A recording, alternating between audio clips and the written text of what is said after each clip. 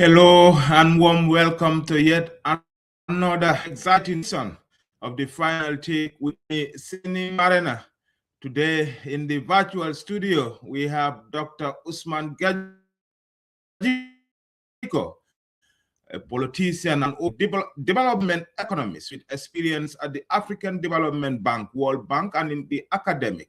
We'll be talking about the latest political happenings back home in the Gambia. We'll take a quick break, and when we are back, we will introduce Dr. Gajiko on this show.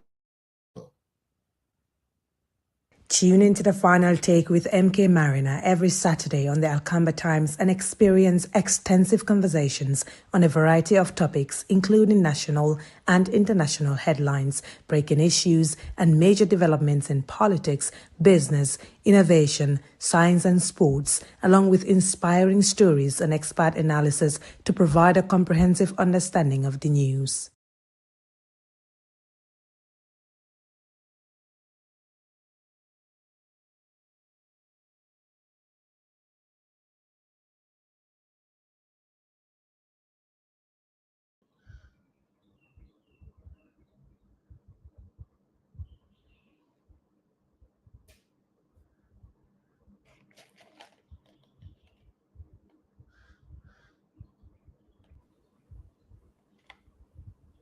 Dr. Gajiko, welcome to the final take. Thank you, Mr. Marina. Thanks for the invitation. Happy to be here. Okay. Doctor, thank you for joining us once again. As a development economics with experience at the African Development Bank, the World Bank, and in academia, what inspired your transition from economic analysis and policy work to active political leadership through the Patriotic Progressive Alliance, PPA? Well, before I go into my answer, just as you can see at the bottom of my name there, just a small correction. So currently, I'm under GFA, Gambia for All. That's the political party. Our PPA had a merger with GFA a few weeks back. So now I'm a member of Gambia for All political party. Yes. Okay. But okay. yeah, to answer your question, yes. So now that you are a member for a GFA, an academic economics, so now that you into active political leadership through GFA, tell us what inspired your transition into politics. No, good question. Basically, I've looked at the last 5 years of the Anambra regime has been an unmitigated disaster economically for Gambians. We've had a few bright spots here and there, but by and large, things have been going in the wrong direction.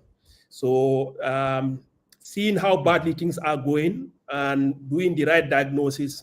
The right diagnosis here is it's pretty simple. What we have in the Gambia today is a failure of leadership. And when you have a failure of leadership, you have to look at solutions. So what we need in this country is people in leadership position who, number one, are competent, they have integrity, and they are motivated by patriotism.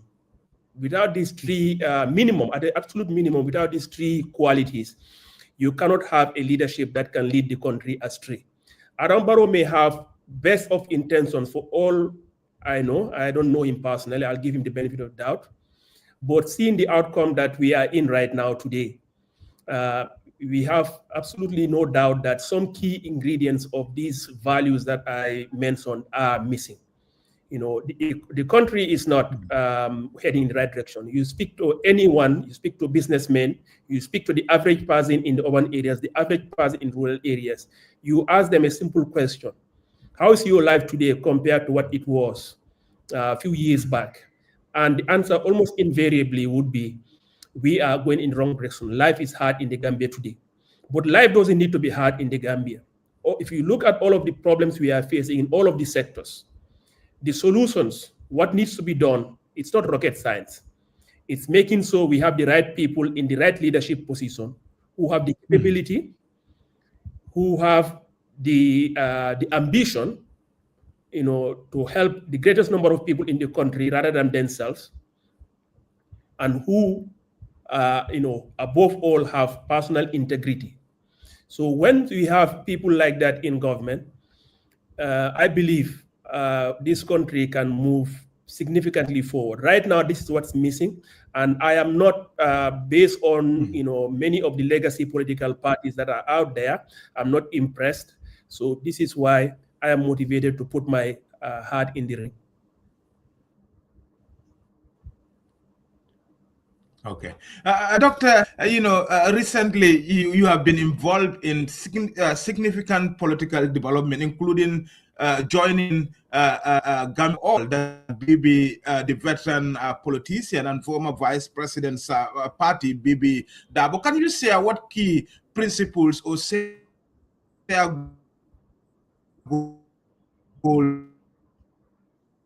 drove this unification and how it positioned the new entity ahead of doing?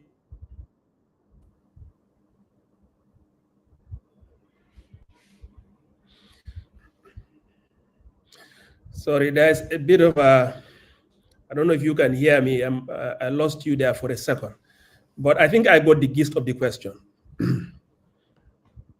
Yeah, I can hear. Yes, you can hear me? Okay. Okay. I can repeat the question if you didn't get it, but yes, go ahead. Please. Yes. Yes. I believe if I heard you correctly, you said what made me chose GFA as as over other political parties. Right? And what can you share? Yes, very well. No, thank you. I think for us, when we've been of the belief at the very, for quite a while now, we've seen the proliferation of political parties and movements. And not all of these group of opposition parties can go to the poll. So some form of consolidation is needed. And so it was a question for us to see, okay, out of the list of parties, who do you, do you want to come together? I mean, to join forces here. There are many political parties we, can join forces with. But for us, GFA, there are several reasons why GFA was a top candidate. As I said at the beginning, some values are very important in a leadership. Capability, which is the same as, I could use competence for that, integrity, and also patriotism. Now, the leader of GFA, the Secretary General and leader of GFA is Bakary Bunja Dabo. He's a household name in the Gambia. Everybody knows in government under President Dawda Jawara. But despite that longevity there, nobody can associate his name with incompetence or corruption.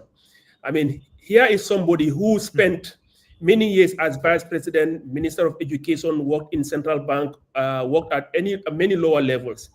And throughout his whole career in government, this man has only one compound. That is something that will be unheard of today. In today's Gambia, you don't even have to be minister. You can be permanent secretary, and within a year or two, you'll have multiple compounds. Some of them are running into a dozen compounds. Right. And we all know the income that they have, does not legitimately allow them to be able to purchase all those assets. So obviously that tells you the sort of caliber of leadership. Bibi Dabo also was a rare minister in the Jawara regime who, even after Yaya Jammeh, when the coup d'etat happened immediately, he was singled out to come. Because again, he was, the kind of reputation he had, again, was not somebody who was just there for himself, was somebody who was known for competence, was somebody who was associated, was known for his patriotism. And of course, when he came into that government and realized that things were not what people were hoping, he quickly left. So he was not, solid in that government. His reputation stayed intact. And the people also that surround him in this party makes it quite clear to me that these are people that share the values that motivated me to join politics. So for me, it was not, it was not a difficult decision at all. And finally, another important point there that also made this thing even much more, this merger of political parties for us a no-brainer was the fact that they also realized that for the interest of this country, we need to, political parties, the opposition need to come together, whether it's an alliance or a coalition, some sort of consolidation, because if we remain too fragmented, yeah, I'm not saying that it will be impossible. That's going to be my next conversation with you, because if you see it on the screen, the topic Yes. for discussion is the state of Ghana politics. Will the opposition alliance emerge to challenge the status quo before the 2020, before the December presidential vote? And then I wanted to ask you, because GFA is also a new political party. You know, when I say new, it's less than 10 years since it came, and already we have established political parties like the UDP, the PDOIS, and others. But you choose to join a Bibi Dabo, and a lot of people will be like, before you join in parties that are not well known, why not you join political parties? But you have highlighted your reasons. Is GFA also willing to join other parties to make sure that, because you are very concerned about the status quo back home, you want changes, you want competent leadership? Is there a way that the GFF is exploring ways to also join other political parties to ensure that Adama Barrow become history come December 5th, 2026, Doctor? Absolutely. In fact, like I said, this was one of the factors, as I was going to say, this was one of the factors that for us sealed the deal.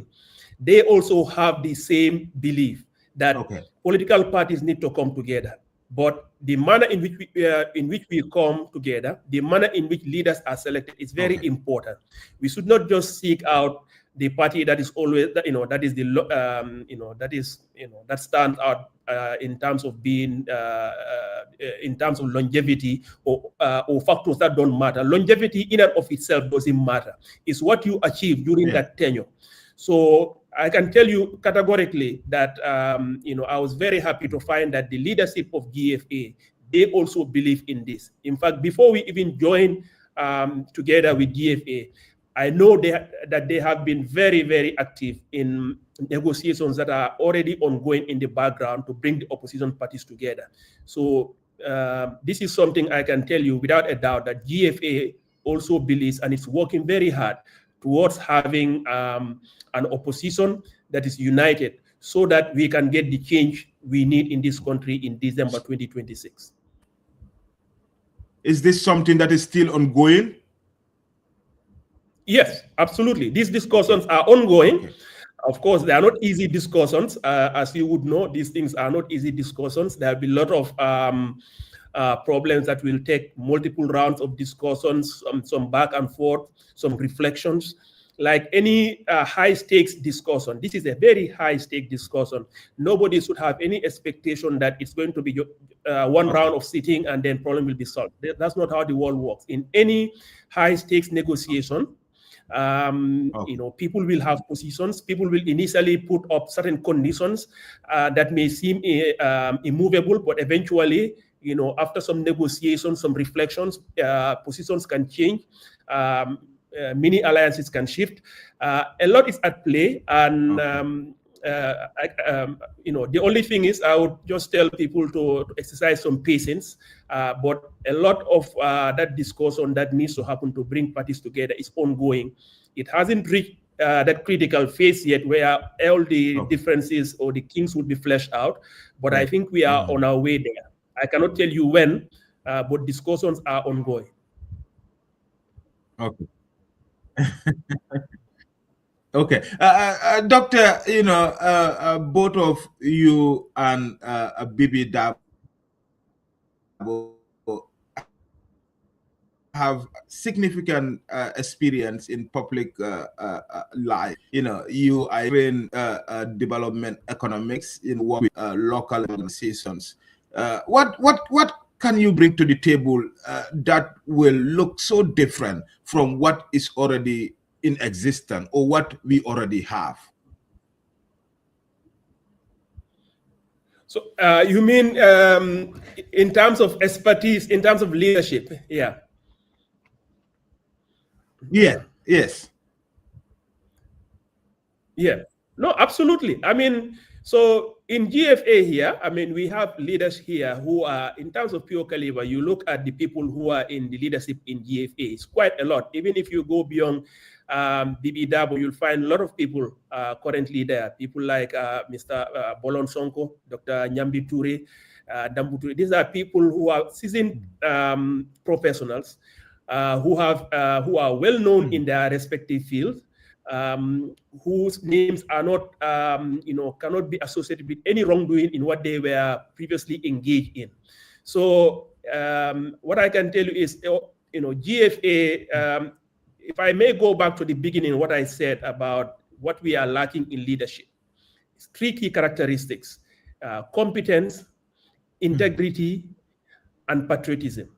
So if you look at this government right now, we all know the level and extent of corruption. It's unprecedented. The level of corruption, we have never seen it before. In Jammeh's time, at least people were doing corruption, but they were doing it for one man. Right. If he caught you doing something, you'll be in serious trouble. Under President Adama Barrow, everyone, it seems like there is a free for all. Everyone is free to engage in corruption. You have corruption at every level, from the state house all the way down to the lowest level.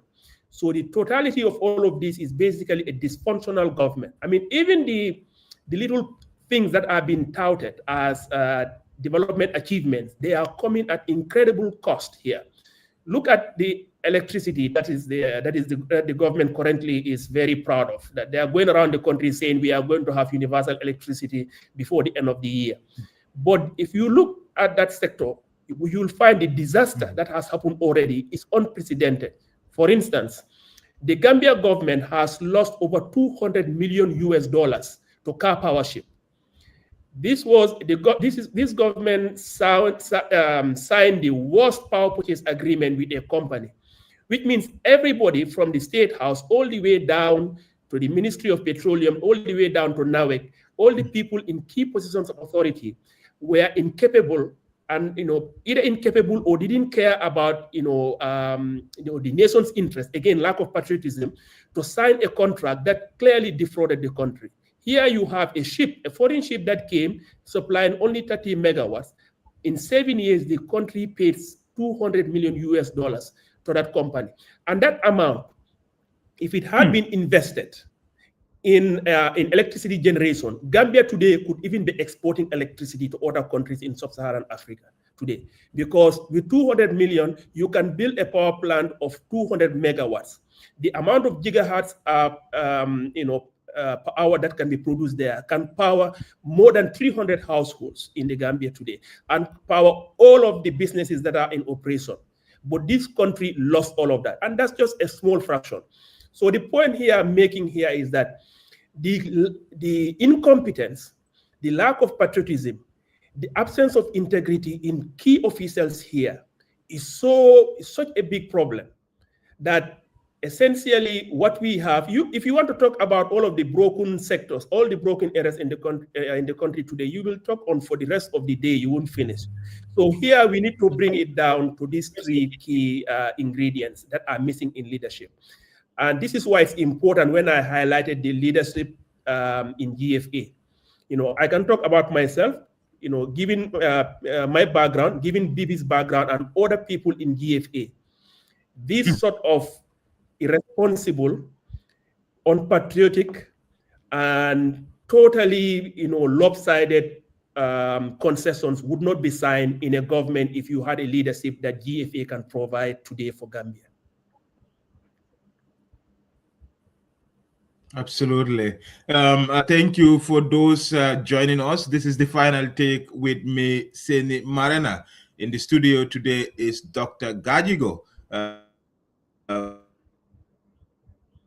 who is a senior member of the Gambia Party. We are talking about the 26 presidential election and what his party is bringing forward. We'll take a quick break, and when we are back, the conversation. Tune into the final take with MK Mariner every Saturday on the Alcamba Times and experience extensive conversations on a variety of topics, including national and international headlines, breaking issues, and major developments in politics, business, innovation, science, and sports, along with inspiring stories and expert analysis to provide a comprehensive understanding of the news.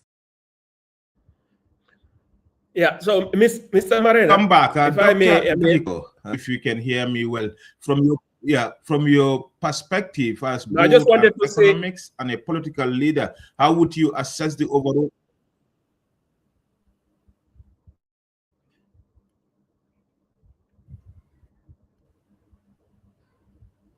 You wanted to say something? Okay.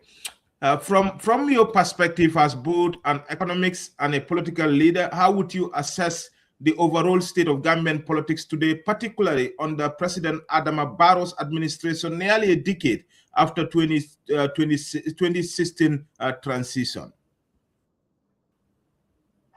Well, let me focus on the economy. I can say basically the political situation here has been something of a major disappointment. By the way, before I go on any for just in case people are just joining, again, as I indicated at the beginning, PPA, Patriotic Progressive Alliance, is no more because we are part of GFA. Because I can see a scroll at the bottom saying that. Yeah, but that is what is on my script, So I think I have to edit that. That can be changed. Yes. Yeah, but that's as an economist, I will focus a lot more. And guess what? No. And guess what? One of your party surrogates reached out to me this morning. Somebody bio. He's like, no, this guy is not PPA. This guy is GFA. I ignore him. But now you are here talking about it. Yeah, I actually typed it in when I was logging in. So I think if it can be definitely corrected, this would be very important. So PPA is no more. I'm a member of GFA, so as I said at the very beginning. Yes, so that would be good to correct that.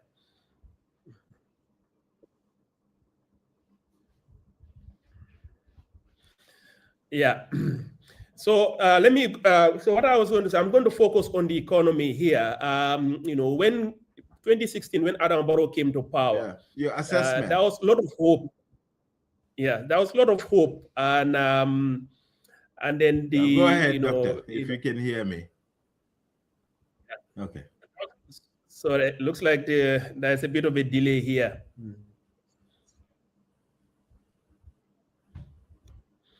Can you hear me?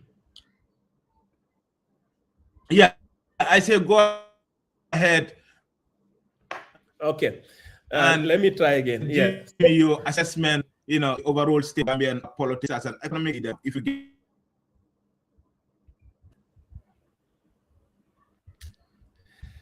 Yeah, sorry, connection is not good. Okay, let me go ahead. So to give you my assessment of the political situation. Yeah, but get me right, right? So sorry, it caught again. Looks like we are talking over each other. There's a lot of delay.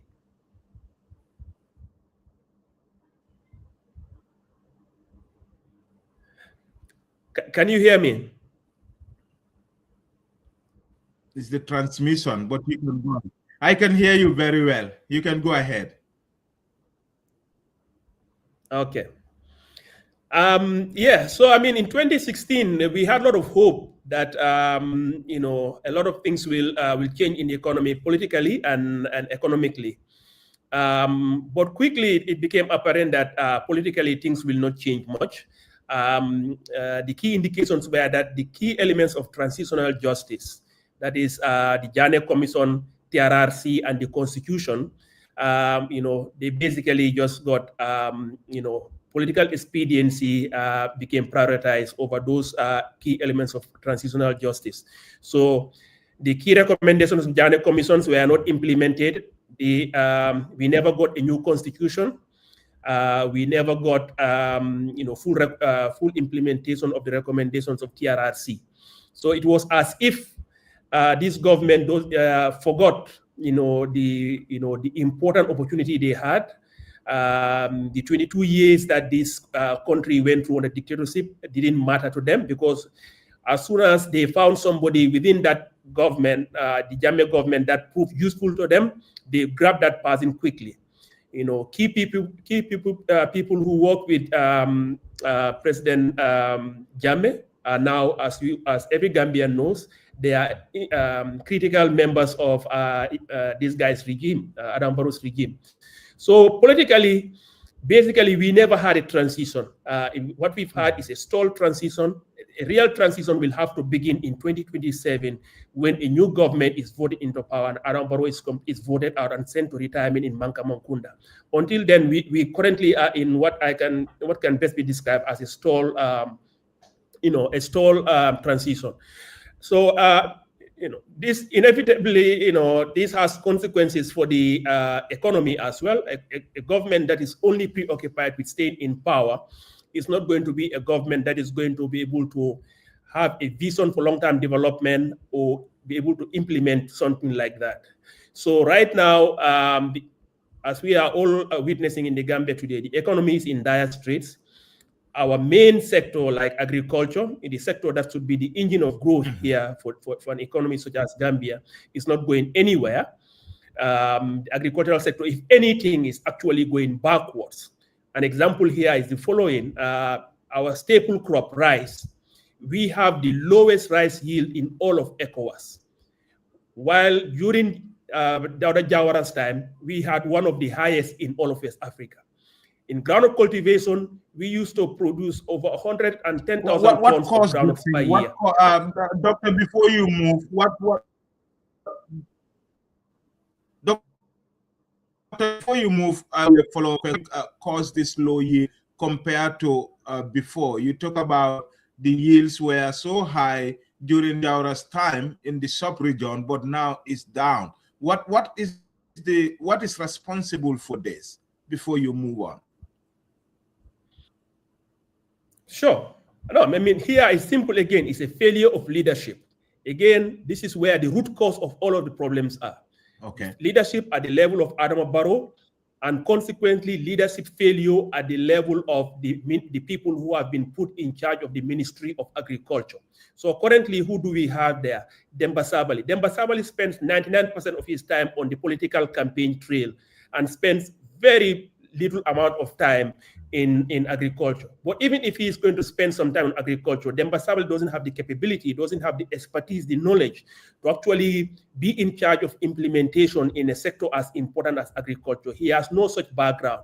Given his lack of background, he cannot hold professionals under him accountable. I mean, all one has to do is listen to some of his pronouncements recently, advocating for the use of donkey carts and donkeys as opposed to modern mechanized equipment. We can go even more technical. Basically, the investments that are needed to address the constraints that farmers face in the Gambia in various subsectors, those things have never been implemented.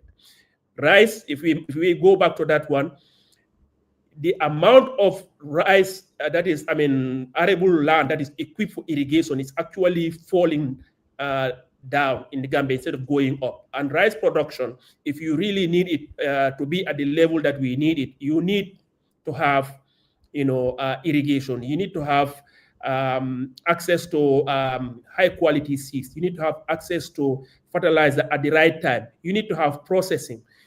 All of these constraints are highly addressable, but these are not something that are being addressed. And as a result, rice productivity in the Gambia today is falling down. We used to be on par with Senegal in 1994.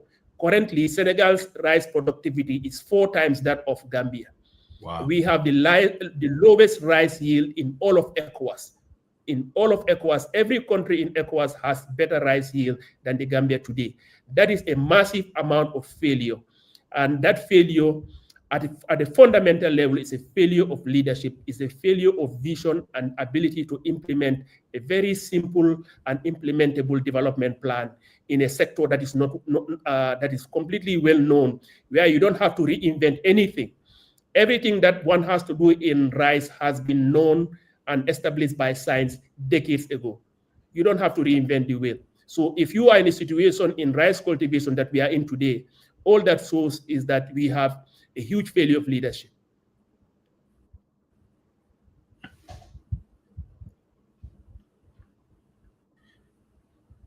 Doctor, you also have experience. Can you still hear me? Because I follow. Yeah, I can hear you. I say you also have an expertise in agriculture, because I've been following your writings on agricultural developments, across. You talk about the onion, the moratorium on onion importation. You also talk about groundnut and, the farmers struggling to, make best use of their cropping season. What do you think of government policy on importation of onion in the country?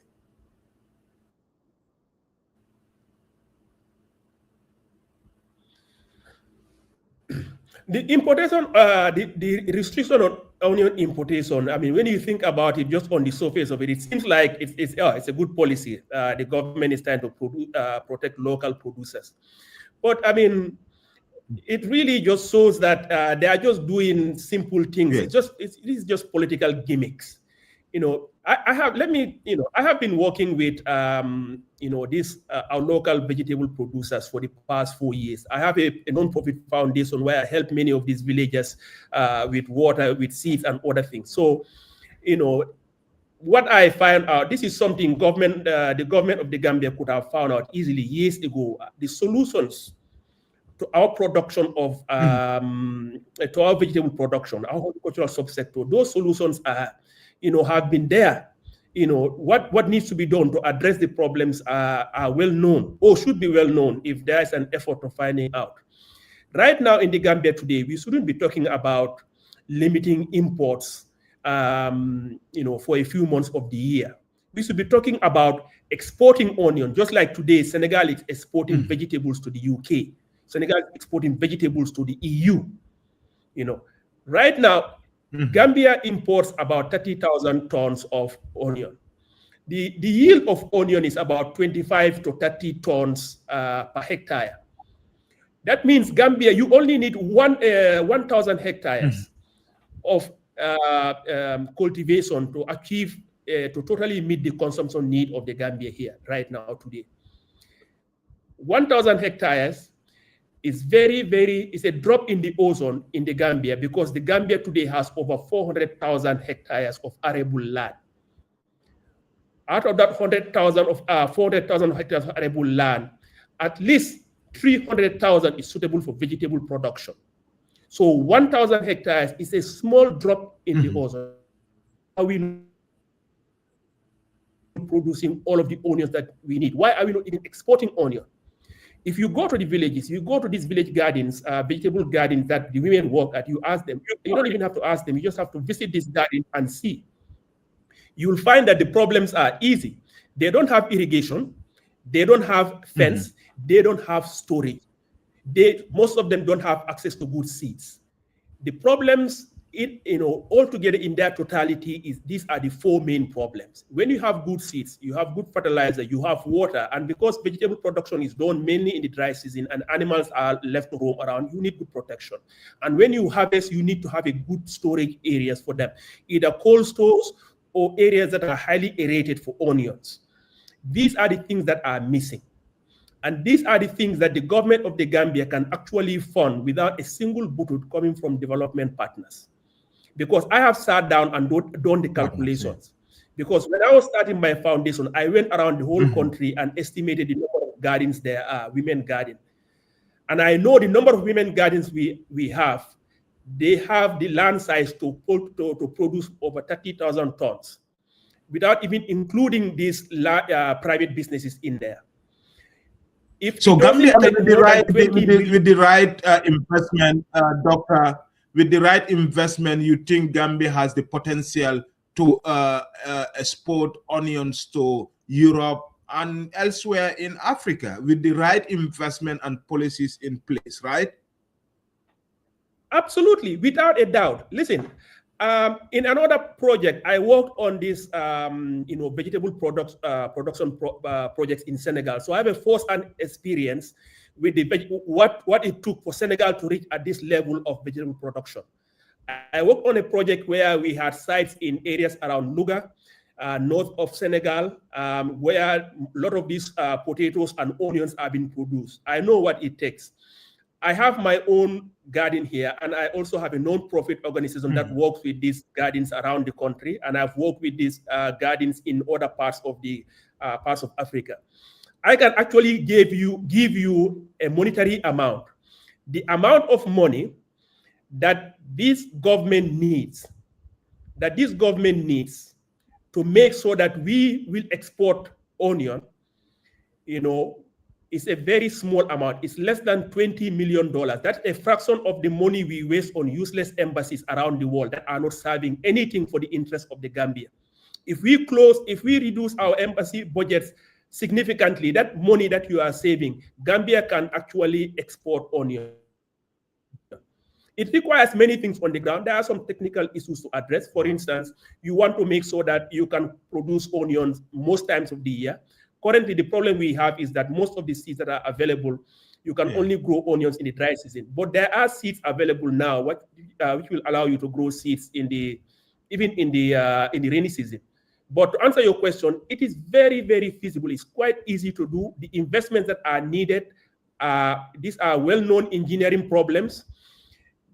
Budget-wise, the amount is totally under the means of this government in its own budget without a single bootload of dollar funds. But currently, since we are exporting 80% of these 30,000 tons of onion, think about what it is doing to our economy.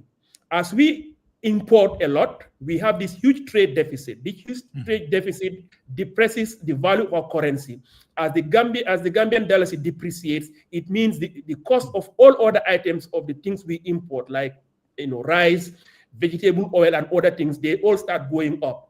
So as a failure of this leadership in agricultural sector, the knock-on effect is all areas of our economy we are facing their consequences, not just those farmers who are forgotten, but everyone in the Gambia today who depends on a single item that is imported. You are facing the negative consequences of failures in agricultural policy and implementation under the Adama Barrow regime.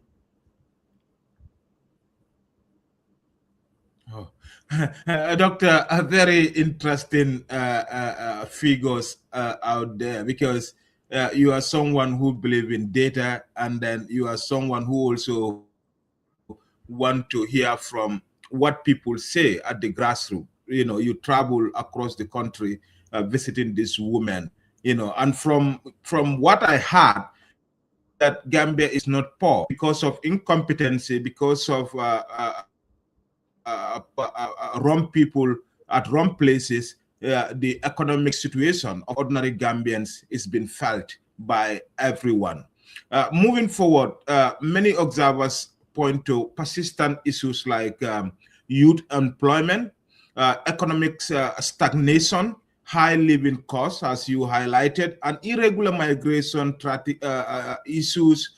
How do these economic challenges intersect with the political landscape, and what responsibility does the current government bear in issues we are facing?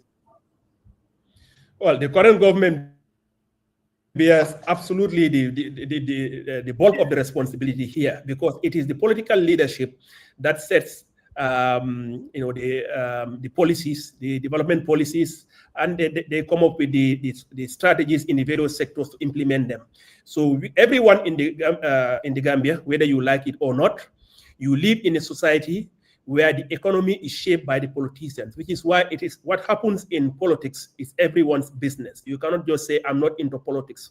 If you are not interested in politics, politics will be interested in you without a doubt. These problems that you listed, they all come again, youth unemployment, high cost of living,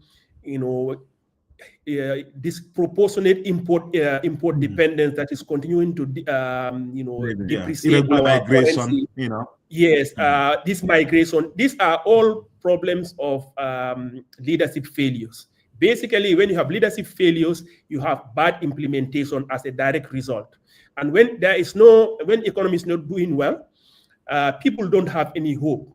Young people, the reason they are taking this incredible amount of risk, many of them died, unfortunately, en route to Europe, is because when they sit down today and they imagine the future they have, the future they see is very bleak. If you are a young person today, let's say whether you are from up country or from urban area, you are in your 20s, you are thinking of getting married. You get married, even if you have a job that is paying you 10,000. A married person today, with a kid or two, 10,000 is nothing today in today's Gambia because of the high cost of living. The high cost of land today means that you cannot even dream of owning your own home.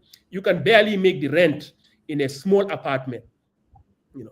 The cost of living is increasing by the day, while incomes have become stagnant. Jobs that are not available, the few that are available are also very low paying, because wages are a function of productivity. So when a sector has low productivity, wages cannot be high. Our two main sectors in the Gambia are agriculture and services. Within services, you have tourism and trade. That's about it. We don't have any manufacturing. So in the Gambia today, agricultural sector, every subsector of there is low productive because the investment needed is not happening. Productivities are low. As a result, agriculture, despite its potential, people cannot make a good living out of it unless you have a lot of capital.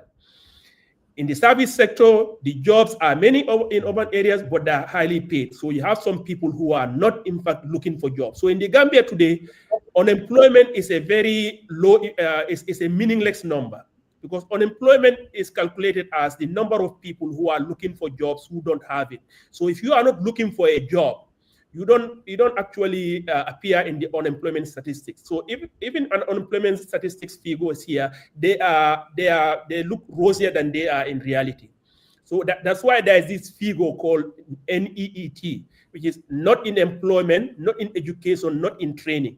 In the Gambia here, this figure is in around 30-something%, where people who are not in employment, not in education, not in any form of training, this is a very high percentage of the young people in the Gambia today. So this is reflective of an economy where there are no opportunities. And why is that the case? Because of the kind of leadership we have in power. A leadership where even when they are doing infrastructure projects, they are not thinking of the infrastructure projects in how it helps the country to develop, but they think of infrastructure projects in how they actually help the incumbent to be re-elected. So the government's goal in terms of road building, in terms of electricity expansion, is all about how it helps them to win election rather than development. Because if you are going to build roads for infrastructure development, if you are going to do electricity expansion, there are ways of doing it, and they are the complete opposite of what this government is doing.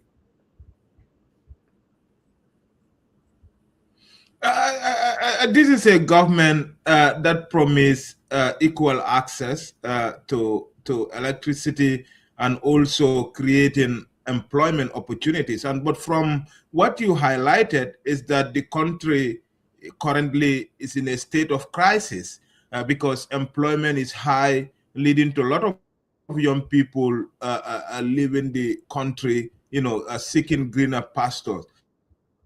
In case Gambians give you opportunity, because you have brilliant ideas, doctor, Gambians give you the opportunity. What will a GFA-led government do within 100 days, looking at the mess that was created by the coalition government? Should I still say it's a coalition government or it's an NPP government? What will be your priority areas? Should you be given the mandate for the Gambia? Because you have brilliant ideas as to how a country like the Gambia should be run. So what will be your priority areas within 100 days? Should you be given that mandate by the Gambian people, doctor? No, thank you.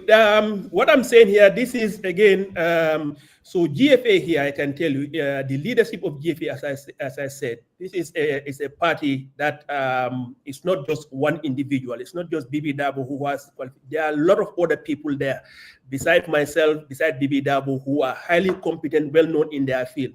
But I can tell you this, one of the areas that will be a high priority for this government will be agriculture, because agriculture is important for many reasons here. In the Gambia today, food security is a big problem. According to GIB, 2 out of 3 households in the Gambia are food insecure. That is a moment of sober reflection. People may be eating 3 meals a day, but when you say food security, it's not just that you sit over a bowl of rice, it talks about quantity and quality of food. Right. If you go today to Tangier, you want to buy fish. Anybody will tell you how including nutrients in your food. Yeah. Exactly. Including the food has to have quality. So protein, our most important source of protein is fish today. But ask somebody what is the price of fish today and how it was just. So food security is very important. One of our most biggest source of import is rice. We import 90% of the rice we consume. 90%. But Gambia is a country that has enough arable land to produce all of the rice that we need to consume. We do not need to import a single grain of rice if we have the right investment. But what has been happening is that our importation of rice has been increasing because this government has no plan to tackle something like that. So that's one specific area of agriculture. But the key point here in agriculture is that the important is not only food security. See, given the nature of the Gambian economy, we need to diversify the economy. We need to have other sectors beyond just agriculture and services. Now, to go into manufacturing or industries is very critical here because this is the kind of labor-intensive sector that can create jobs for young people and give people hope so that young people will not be hopeless. But the way you go into manufacturing is you have to start at agro processing. Is one of the low rungs of industrialization before you go into more advanced form of industry. The way you do that first, your agricultural sector needs to become very high productive so that supply of goods will be sufficient and at affordable prices. The intermediate cost for the manufacturing sector will be low. Unless you have an agricultural sector that is transformed, that goes from subsistence into mechanization, where surplus is created, you cannot have agro-processing. With agro-processing, you can start to have local value addition. Our imports, all of the food items that we normally import now can be produced locally. It can generate jobs for our young people. So agriculture here, to jumpstart the Gambian economy, to make sure that we have economic transformation, any government here that knows what it's doing must prioritize agriculture. But it is one thing to say you will do it, it's another thing to actually implement it. And we should all know when a government is not implementing it, because this government is not, because our imports are going up, our agricultural productivity is going down. So even if they have a hope for agricultural sector, they have demonstrated beyond a shred of doubt that they have no way of implementing it. So I can tell you without any doubt that a GFA-led government, given the combination of the values I stressed at the beginning, given the combination of competence, integrity, and patriotism, a GFA-led government will prioritize this sector and will be able to implement it in the way it needs to be implemented, so that economic transformation, an economy where there will be no food insecurity, an economy where young people will have hope, an economy where the cost of living will be affordable given people's income will be created. Okay, absolutely, Doctor. Thank you for that brilliant answer, Doctor. You in the past you have critiqued aspect of government policies in the past, such as on electricity access, agricultural import ban, which we discussed. How do these examples reflect a broader governance failures that could influence voter sentiment in 2020 in December? And how can opposition parties like Gambia for All use this to canvass votes from voters, to tell them, look, this is not the government that can wipe your tears. This is the government that can bring change for you. No, I mean, that's an excellent point. And I can tell you GFA as a party has been very, very active in going to the people. And we will do more of that as this campaign season move on, especially after the Ramadan. This is something we plan on doing. The key here is talk to people, educate the people about what is really happening, and so that people will not be taken in by political gimmicks. You know, you mentioned this thing about electricity. I think that's a very good example. What the government is doing right now, they are expanding distribution. They are connecting households all over the country. Again, on the face of it, this is not bad. But they are going about it the wrong way if your real goal is to address people's energy needs. Electricity is just there to address the needs of the people. Now, let me give an example. Suppose you want to make sure that everyone has access to water here. You know, but let's say instead of drilling, having water processing plants or drilling boreholes, the government just simply decides to go and put pipes in people's compound and taps in every compound. Do you think people will have water? If you just put taps in people's compound, you just lay down the pipes and you didn't drill any borehole, you didn't have any water processing or water chlorination plants, do you think water will flow in those pipes? It will not. They can access water. Yeah, exactly. What is happening now in the Gambia is the following. The government in the electricity sector has three parts. You have generation, you have transmission, you have distribution. The government is just expanding distribution, connecting every household.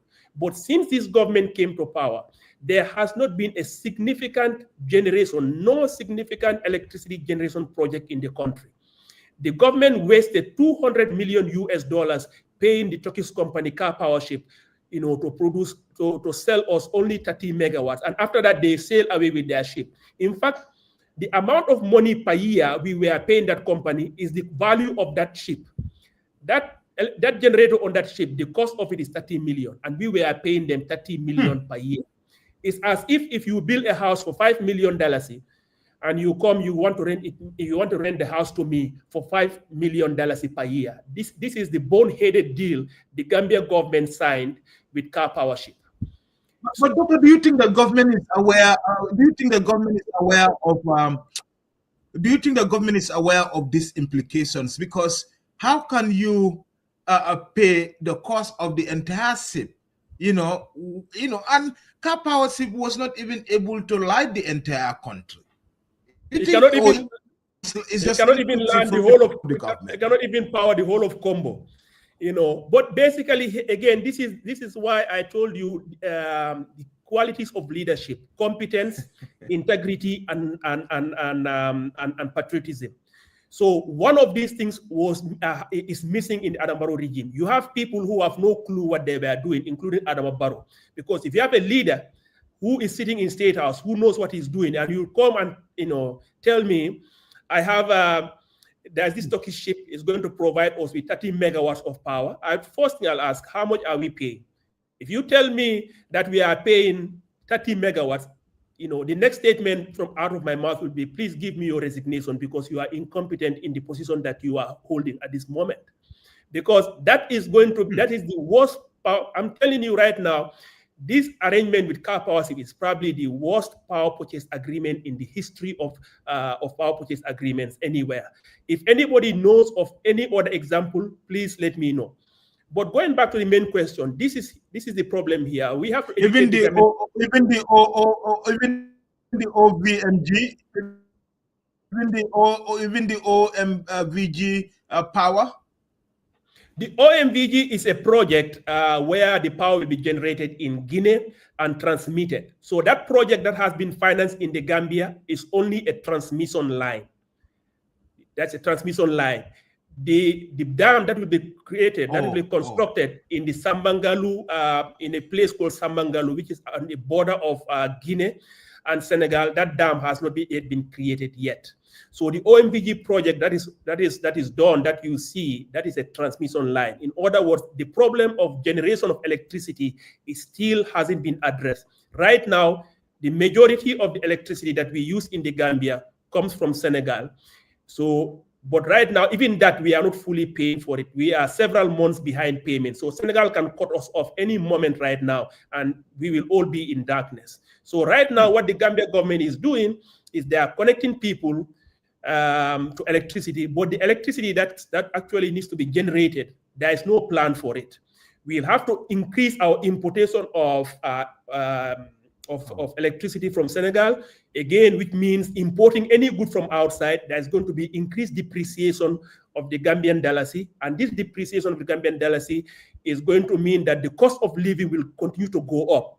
So there will come a time next year where many of these people will have to decide between, if you have $200 with you or $300, am I going to use that $300 to feed my family or buy cash power? And I think most people will just be having that wires running through their houses, rather than rather than worrying about electricity that's running through their houses. Most of those people today who are getting electricity expansion, of course, they'll be happy. Who will not be happy with being connected to electricity for the first time? But there is a sequence of things that needs to be done. Before you raise people's hope and tell them they are going to have electricity, make sure that you have enough generation capacity to supply those people who have been connected. And currently, this government has no plan for that. Yeah, they are doing it as a campaign strategy. Yeah, that's where I wanted to come, because many ordinary Gambians in rural villages, supporters of the NPP or the current government, will tell you, oh, Barrow has already won the election, because 60 years ago, those rural communities in Sambang, in far Central River region, do not have electricity. And now President Barrow is lighting communities. So the opposition have a lot of work to do to convince us that, look, they can do better than what the NPP-led government is doing. So they, as you said, they're using this as a campaign tactics. Don't you think that the opposition should put their act together to dismantle that campaign tactics deployed by the NPP? Because electricity is luxury. A lot of people in rural Gambia use candles, use charcoals, to light. So now they have access to electricity. I think that's a big deal for them ahead of this election. What do you think? Absolutely. I mean, nobody should discount that. I mean, again, as you said, especially many of us who are from rural areas, we can attest to it. You'll see electricity only if you go to urban areas. So the fact that these villages have electricity for the first time, it's a major milestone for them. And understandably, they feel grateful to the government that's able to do that. The task we have in the opposition is to tell people that, yes, this is a good development, no doubt about it. But there's a difference between having needs versus a campaign gimmick. And also, we'll have to tell them the reality. The reality is that come 2027, after the election, there will not be enough electricity for these people. Some of these villages will go for weeks without power. Because if the Gambia government wants to make so all of these villages have electricity, they are going to have to import a lot more. And they cannot, because already they are not able to pay the little they are importing. So Senegal will not be willing to supply a higher quantity when the limited quantity they are doing right now is actually not being fully paid. In the last report from the Ministry of Petroleum and Energy to the National Assembly, we were 4 months. The reality is to tell people in the Gambia that the government, what they are doing right now, the task that we have as opposition is to educate people, tell them what's the reality. We tell them that this government is playing games. Come 2025, you will have wires running through your house, but most of the time you will not have electricity. And in fact, the electricity price will be so high that you're going to have a choice between what you eat versus whether you have gas power. And when it comes to that, nobody is going to care about electricity. Nobody is going to care about electricity when they are starving. So the task that we have, and it's not going to be an easy task, but we have to do this because for the future of the country, relies on it. We have to go and educate the Gambians about the reality, about the fact that this is a campaign gimmick and it's not going to address the energy needs, and therefore it's not going to contribute to development. Okay, absolutely. Doctor, thank you very much. The conversation is very interesting because having someone like you who is very knowledgeable in his area is truly inspiring. We are almost at the tail end of this interview because I have to let you go. I know you are fasting. It's 10 a.m. here. It must be 6 p.m. In Banjul. In an hour time, you have to break your fast. But let's talk about this. We highlighted it initially in our conversation. That's the opposition alliance. That's the central question for our today's discussion. Do you believe that a meaningful opposition alliance or coalition can realistically emerge before December 2026 presidential election to challenge the status quo and President Barrow's potential third term with what is happening in the country right now? Oh yeah, no, I think a coalition can definitely happen. It's not going to be easy though. These are high stakes negotiations, and negotiations like that, they take quite a bit of time. So I'm going to urge people to exercise caution. People shouldn't be too pessimistic just because you're hearing some pronouncement here and there from one opposition party or another about the prospects of alliance.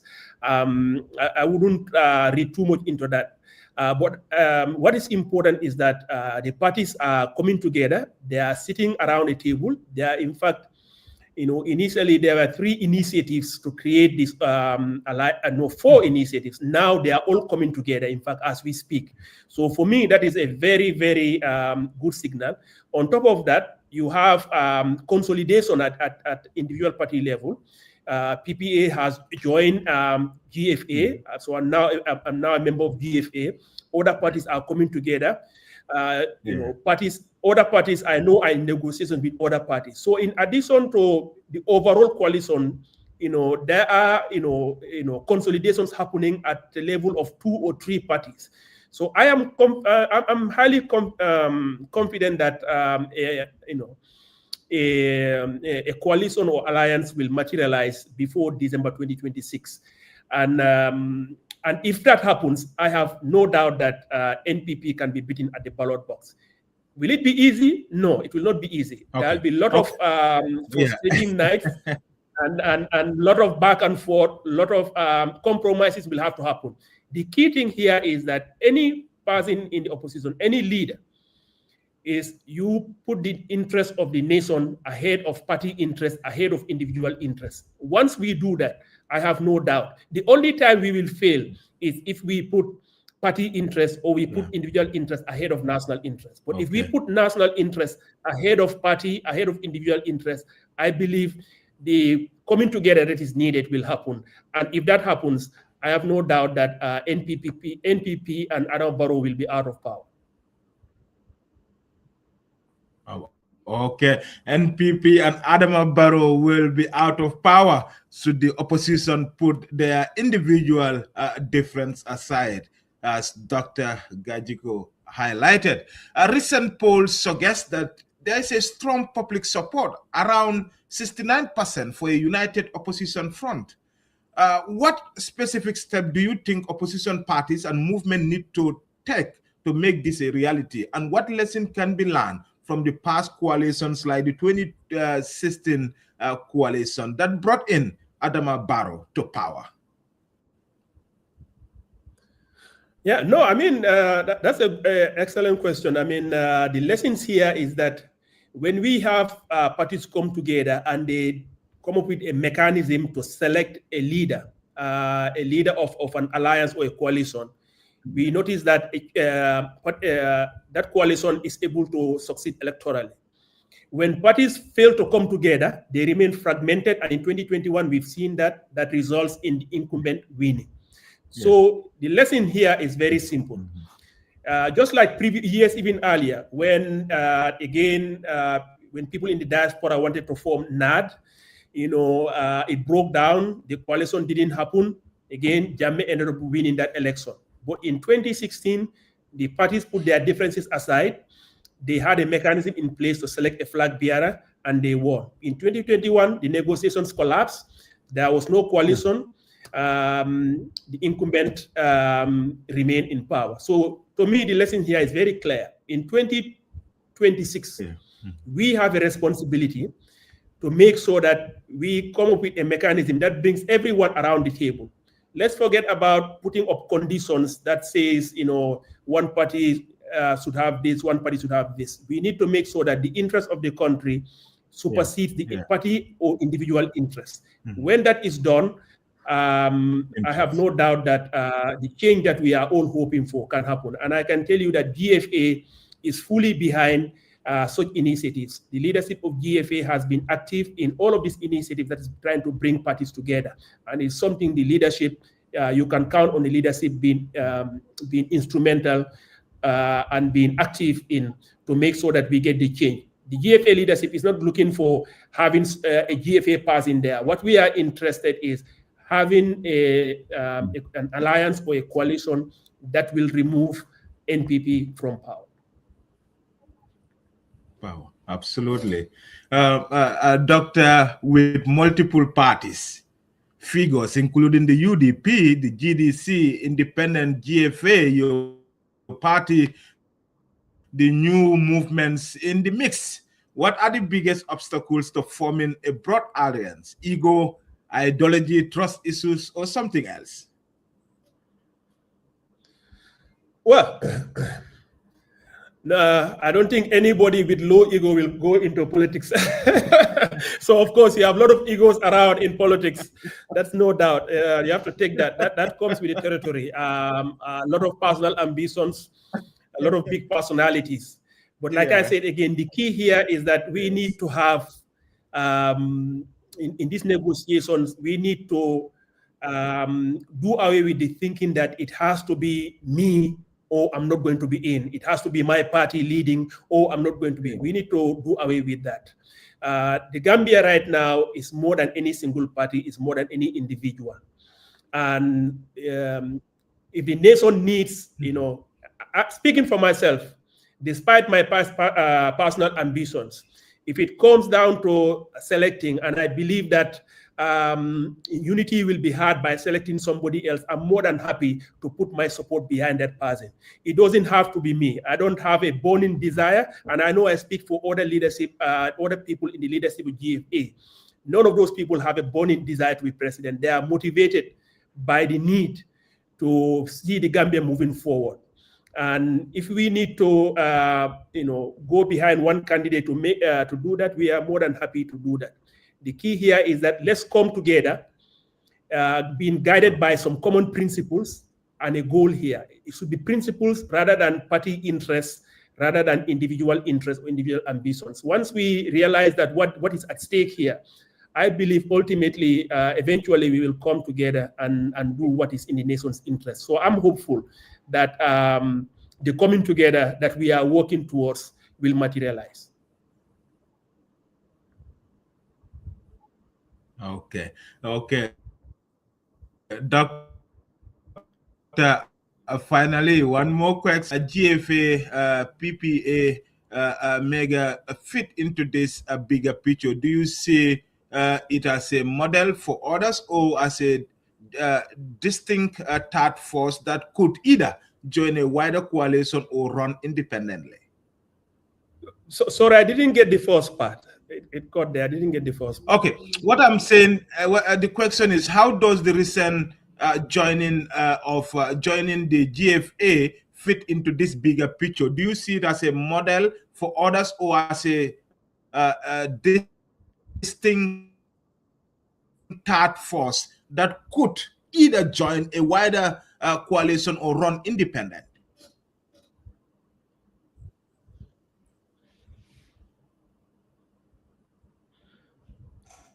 No, I mean, I think what GFA and PPA's merger here is basically complementary to this larger goal of having a grand coalition. GFA and PPA didn't come together so that we'll be a separate force. No. Like I said, one of the conditions that made us really, approach GFA to join them is that we know that they are working very hard towards these coalition efforts. They are not looking, this is not a group of people who are looking at personal ambitions or just party interests. They are working very hard to form a grand coalition. So this is one of the reasons that attracted us to them. So our coming together with GFA, for us, is something that is complementary towards this larger goal of having a grand coalition. So we believe it will make, in fact, if there is consolidation at the level of parties, 2 parties become one, 3 parties become one, then that larger grand coalition later in the day, its task become easier. Instead of having 20 people sitting around a table, you'll just have a handful of parties. So that would be a much more manageable problem towards this goal of having a unified opposition. So, so our merger with GFA, we believe, provides a model for how other parties can embark on this role of having a unified.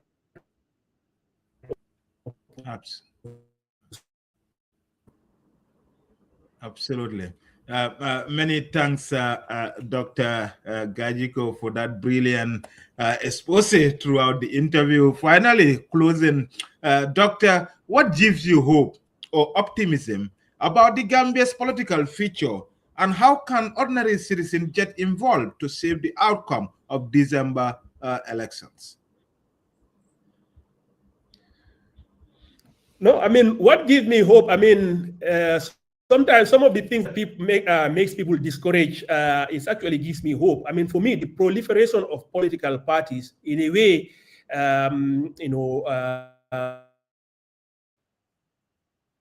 jump up one day and say they want to form a party. Normally, they have spoken to people.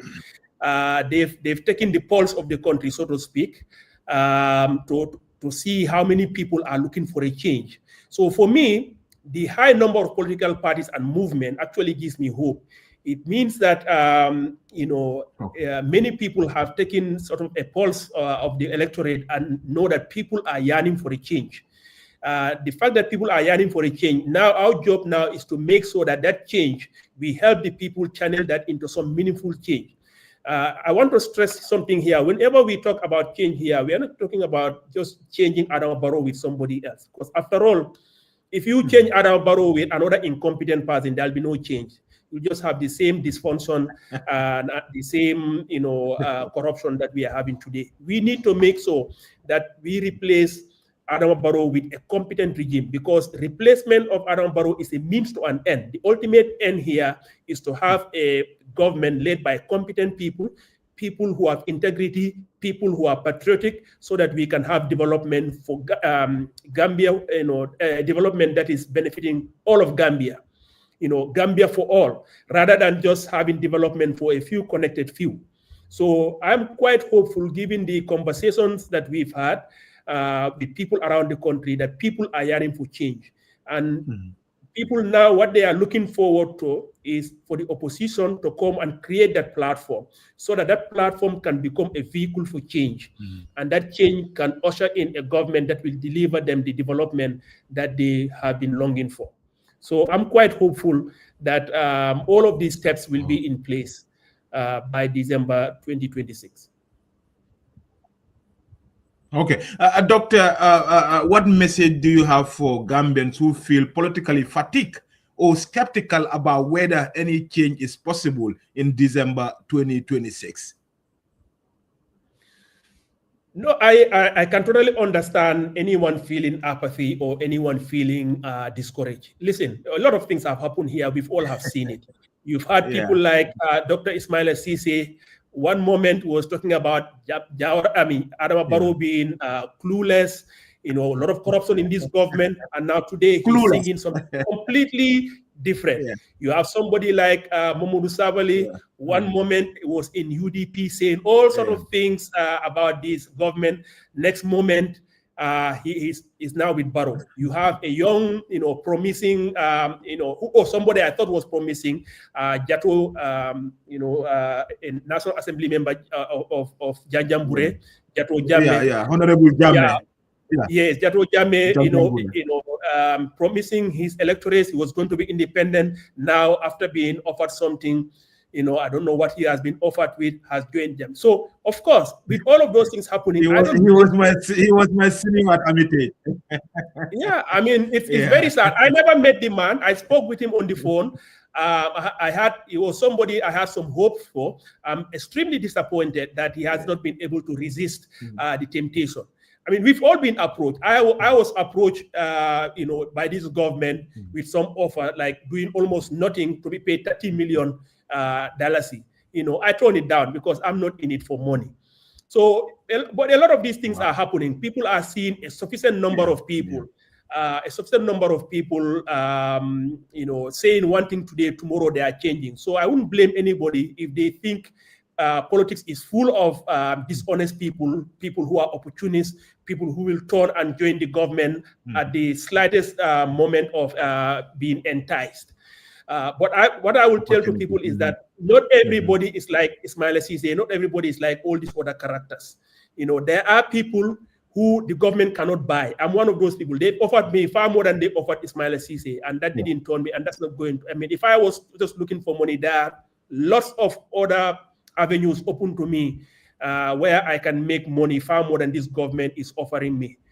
The same thing, somebody like Bibi Dabo, who spent decades in government and own only a single compound. That's not going to be somebody who is looking to go into this government to make money. You can say the same thing about other people in leadership in GFA. So there are politicians who are different. And we hope that over time we will make quite clear to people that differences are there. The opportunists, they'll be in our midst. The people have to use their judgment to try to differentiate those who are genuine versus those who are opportunists. And one simple way of doing that is to look at the track record of any politician who appears before you. No politician is a child. Every politician is an adult. They've had years and decades of experience. So the Gambian people should be asking themselves, if person so-and-so announces his candidacy and he is saying that he's going to form a party and run the country, ask yourself, over the past several years, what has he been doing? What was his record of achievement? And what is the reputation he developed in that area? Many of these people who changed their colors recently, they didn't start changing that now. They just reveal something now to some of us, but people who knew them would not be surprised because their real attribute, their real character has always been evident to people who knew them. Any of these people who have been identified as opportunists, if you dig a bit behind their background, the signs have always been there. So real leaders like Bibi Dabo and others, their track record is there, and you can find out what those people were doing more than 30 or 40 years ago and see, after every effort has been done to dig into their background, whether anything has been found wanting, and you will not find it in the right people. So this is one of the reasons that attracted me to GFA, and I think anyone who looks at the leadership of GFA, who looks at the people who are in that party, you will know that there is a difference between those people and some of these opportunities that have made people dejected, people pessimistic, people cynical about electoral politics in the Gambia today.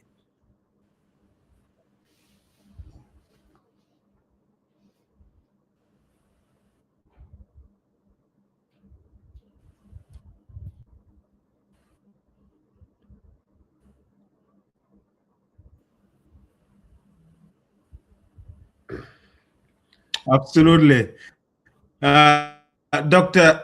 Gajiko, many thanks for that brilliant answers. And then this brought us to the end of this 1 hour, 18 minutes interview. I wish I could have you for another extra hour, but because, it's Ramadan, it's almost iftar time, Banjul, So for those tuning in, this is the final take with me, Seni Marena, a special guest in the studio, live from Banjul, Dr. Usman Gajiko, who is now a senior member of the Gambia for All political party. And Dr. Gajiko remains optimistic about the December presidential polls. Doctor, many thanks once again for joining the final take with me. I look forward to many more conversations ahead.